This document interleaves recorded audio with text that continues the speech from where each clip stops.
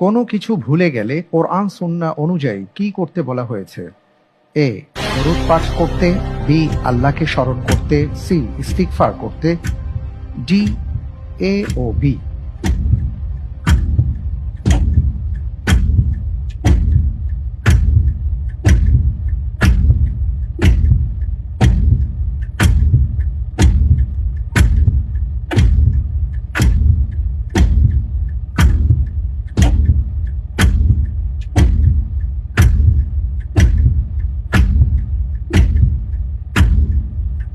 আলহামদুলিল্লাহ, আল্লাহর পর ভরসা করে এই প্রশ্নের উত্তর হিসেবে আমি বেছে নিচ্ছি অপশন সি, ইস্তেগফার করতে।